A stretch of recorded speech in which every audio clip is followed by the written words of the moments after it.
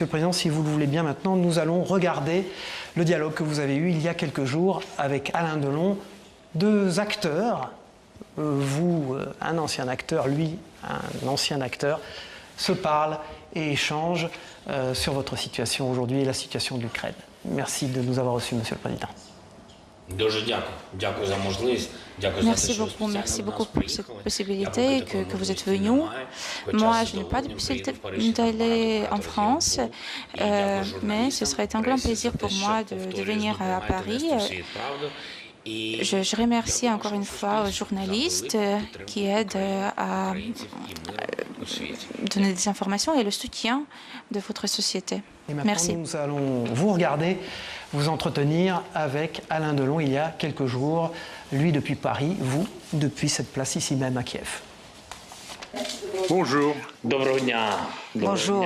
Vous êtes très sympathique, je suis très heureux de vous voir et très heureux d'être en face de vous. On a souvent dit qu'on était, vous et moi, des frères d'armes, qu'on a commencé comme acteurs. Alors, je suis d'accord, on a peut-être commencé comme acteur. Tout ce que c'est que moi, je ne suis plus acteur et vous êtes président. Alors, c'est quand même une nuance. Merci. Merci de recevoir un ancien acteur.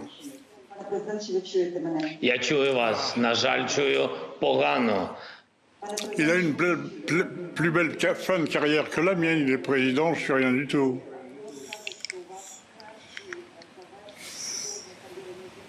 Je n'ai jamais été un acteur aussi génial que vous. Je ne serai jamais un président aussi génial que vous.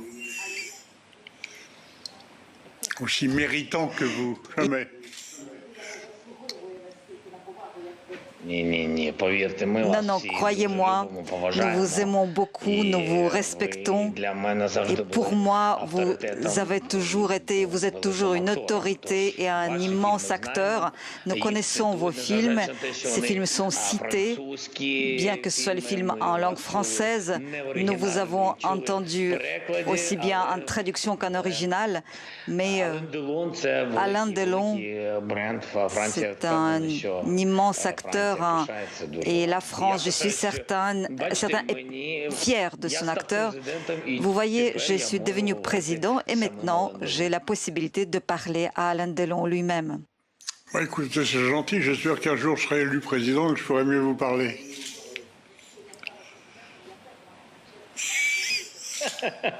Voilà. Je suis heureux de vous voir. Je suis très content. Vraiment, ça me fait très, très plaisir. À cause de vous et à cause de l'Ukraine. Vraiment. Je vous remercie beaucoup. Je vous remercie. Je sais quelle est votre attitude à l'égard de l'Ukraine et de cette guerre. Et je suis très heureux que vous souteniez l'Ukraine, que vous souteniez nos gens. C'est très important pour nous aujourd'hui. Lorsque les gens célèbrent, s'engagent, ils peuvent réellement aider, car la parole est une arme et parfois frappe plus fort qu'une arme réelle sur un champ de bataille. Par conséquent, le soutien des gens comme vous est très important pour nous et je vous en remercie infiniment. Je vous en prie, c'est tout à fait normal, c'est le minimum que je puisse faire parce que je pouvais faire plus que ça, je ferai plus que ça. Parce que vous ne méritez pas tout ce que vous vivez et vous ne méritez pas ce que vit l'Ukraine en ce moment et ce que vit votre peuple. Oui, absolument. Vous savez que rien ne se passe sans les gens, le mal vient aussi des gens. Et ce que font les troupes russes sur notre sol, la façon dont ils se comportent, torturent, ça dépasse les règles de la guerre. La population civile, ce sont juste des enfants inoffensifs. Et nous sommes parfaitement conscients, vous et moi, quelle est la différence entre le cinéma et la tragédie que nous vivons aujourd'hui. Car au cinéma, même la tragédie dure 1h30, 2 heures et tout cela prend fin. Alors que cette guerre, malheureusement, nous avons le sentiment que cette guerre est infinie. Cela fait 8 ans qu'elle dure et presque 6 mois d'une guerre à grande échelle et nous espérons beaucoup qu'elle prendra rapidement fin. Je l'espère avec vous et je l'espère pour vous parce que c'est tout ce que vous méritez de mieux au monde, c'est que la guerre s'arrête. Parce que vous n'avez rien fait pour la provoquer, rien fait pour l'avoir. Vraiment, je ne comprends pas. Je dis à des choses que je ne comprends pas. Et cette guerre, je ne l'accepte pas. Et quand je vous vois ce qui vous est, ce que vous souffrez tous les jours, de ce peuple qui crève, de ces enfants qui meurent, de ces animaux qui trépassent, ça me dégoûte. Vraiment, ça me dégoûte. Je suis heureux de vous le dire. Je vous remercie beaucoup de votre compréhension, de ce soutien qui est important. Ce soutien est important pour nos gens, pour toute notre population. Ils vont entendre cela. Peut-être ils ont besoin d'être motivés et d'avoir envie de vivre. Et lorsque cela dure, les gens perdent cette envie de vivre. Ils ont le sentiment que cela ne finira jamais. Les gens se défendent, bien sûr. Là, vous avez parfaitement raison, nous nous défendons. Je pense que les gens qui tuent trouvent sans doute une raison et trouvent une justification à leurs actes. Ils ne le font pas comme ça, gratuitement. Ils trouvent sans doute un objectif et cherchent à le poursuivre. Ah bon, on aimerait connaître l'objectif. Je pense qu'il a ses raisons. Ses raisons, c'est l'ambition, c'est l'irrespect. Il pense sans doute que nous ne sommes pas une nation à part, que nous ne sommes pas des gens différents. Il pense que nous faisons partie de son monde. Il considère, ou peut-être il a envie, le retour de l'Union soviétique. Il considère, en tout cas de son point de vue, c'est juste et que tous ceux qui l'empêchent sur ce chemin, ce n'est que de la chair à canon. Il poursuit son objectif, parfaitement conscient de ce qu'il fait. Il sait parfaitement combien de personnes périssent tous les jours. Il connaît tout jusqu'au moindre détail, mais ça fait partie de son plan. C'est une approche colonialiste à l'égard de notre pays et c'est tout. Oui, mais ce qui est dramatique, c'est ce que je pense, c'est pas forcément la vérité, c'est que c'est le songe d'un homme, c'est pas d'un pays ou d'une nation, c'est le rêve d'un seul homme. Vous savez ça quand même.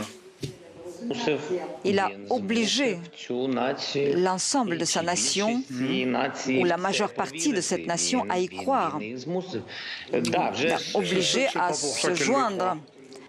Ça me révolte. Hier, nous avons récupéré le corps d'un citoyen britannique. Ce corps était démembré. Il y a une partie du corps qui manquait. Je ne sais pas comment, ça dépasse l'entendement. S'ils l'ont tué, pourquoi nous ont-ils transmis le corps avec des parties manquantes? Pourquoi font-ils cela? Qu'est-ce qu'ils veulent prouver? Je n'arrive pas à comprendre cette attitude. On doit respecter la vie, mais aussi la mort. Peut-être pensent-ils nous faire peur avec cela, mais bien au contraire, ça ne provoque pas la peur. Tout le monde comprend qu'on ne peut plus parler à ces gens après cela. C'est du terrorisme, ce n'est plus de la guerre, c'est du terrorisme. Je souffre pour vous, je trouve ça lamentable, inimaginable. Je suis vraiment avec vous. Je vous remercie infiniment. Ça nous est vraiment nécessaire. Il est important pour nous aujourd'hui d'entendre une voix et à une épaule, une main de quelqu'un de votre trempe. Monsieur le Président, je ne suis pas la seule voix au monde qui pense que c'est monstrueux. Vous n'êtes pas le seul, Dieu merci, c'est vrai. Je vous remercie beaucoup. Et Dieu merci, il y a d'autres personnes qui s'engagent et qui soutiennent l'Ukraine. Non, merci pas, c'est tout à fait normal. J'aurai 50 ans de plus, je m'engagerai dans l'armée ukrainienne. 50 ans de moins. Néanmoins, s'il y a une chance, je vous invite de venir dans notre capitale. Venez si vous avez le temps et la possibilité.